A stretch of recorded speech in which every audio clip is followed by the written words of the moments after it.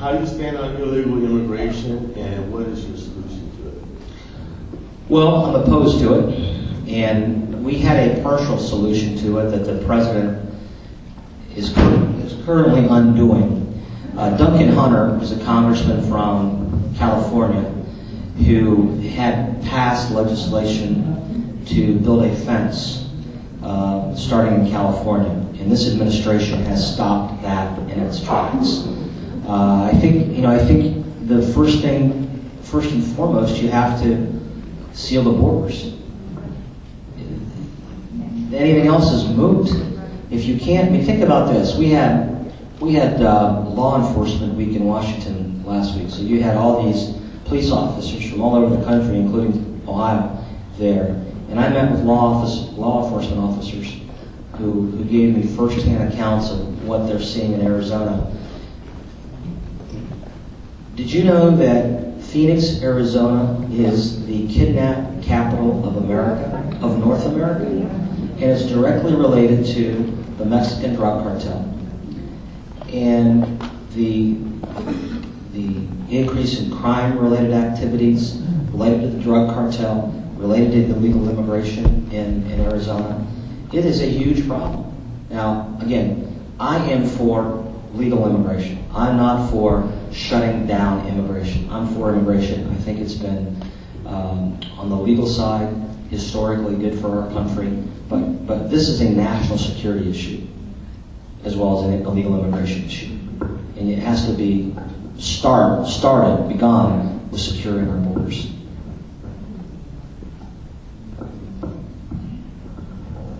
I'm going to be the eternal optimist and assume that we take back both houses. My question is, how much of this can you undo? How much of this can you undo? Well, nothing's easy, but I think that we can stop it from being implemented, some of it from being implemented. But let me give you an example, and I'm an optimist too, but let me just give you an example of media coverage and how, just pay attention to this in the next 24 hours when you watch the news. We have a special election tomorrow in Pennsylvania. It's in a district that was held by John Murtha. Long time, 3 decades, powerful appropriator, close friend of Nancy Pelosi's, and in a district in southwestern Pennsylvania that has changed over the course of the last 30 years. A culturally conservative, union-based district. Jack Murtha was very popular in it. He was a pro-life, pro-gun Democrat. Barack Obama, it was the only district in America that John Kerry won in 2004, that Barack Obama lost.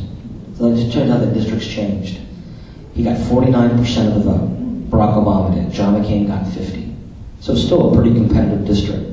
Just to give you an example, my district, Barack Obama got 54% of the vote, believe it or not. So Barack Obama gets 49% of the vote in that district, and the national media is saying Republicans should pick this up. Well, what they don't talk about is 2 things that are very important to this. Democrats out-registered Republicans in this district 2-1. There's a statewide primary. There's no other Republican primary going on. There is 2 hotly contested Democrat primaries, one for governor and one for the U.S. Senate. The U.S. Senate one is Arlen Specter, the former Republican, who was a former Democrat, who's now a Democrat again, versus Joe Sestak, who's a congressman from Philadelphia. So you got 2 hotly contested primaries at the top of the ticket for Senate and governor, no Republican primaries, and a 2-1 registration advantage. And yet they're saying, wow, this should be a Republican pickup. Even if Democrat voters, through the model that the Republican Party of Pennsylvania put together, if Democrat voters come out on a 55-45 model, meaning more Democrats than Republicans come out to vote, we still believe we will win. If it's over 60-40, we believe they will win. That's how much enthusiasm's on our side, even with the primaries. The media coverage so far hasn't talked about all that, though, and it'd just be interesting if you pay attention to that.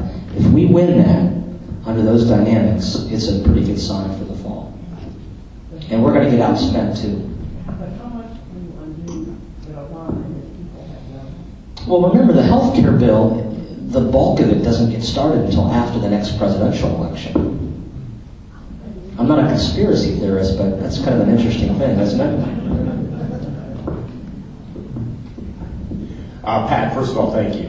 Couple things. In healthcare, we know that most of the things that make us unhealthy are lifestyle choices, diet, exercise, and tobacco use. Is there anything the government can do to encourage those things, and what is it?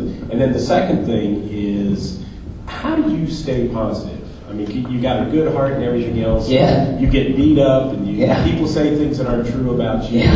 How do you? Okay, my world. How do you keep that up?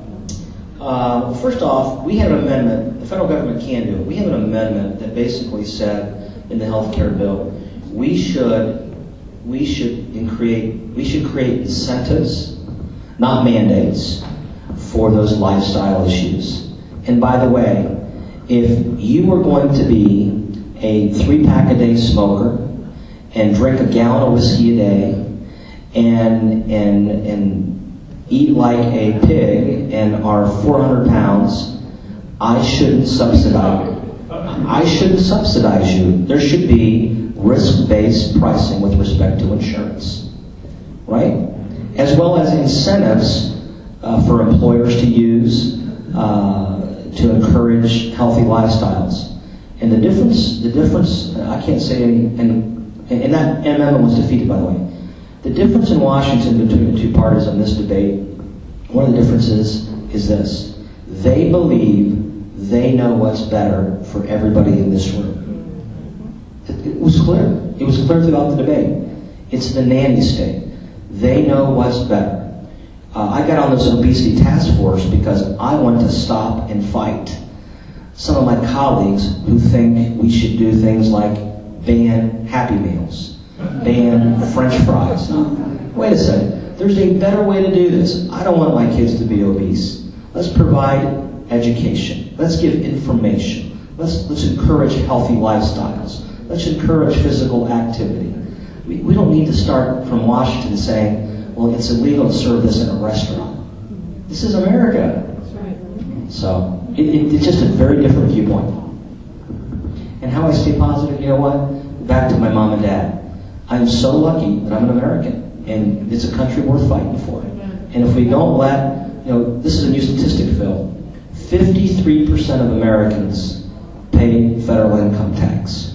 47% don't. The other side wants to tighten that even more. So if you think of it this way, we got 53% pull on the wagon, 47% in the wagon. It's the worst of all time, and the other side wants to flip it. And we got to fight to not let that happen.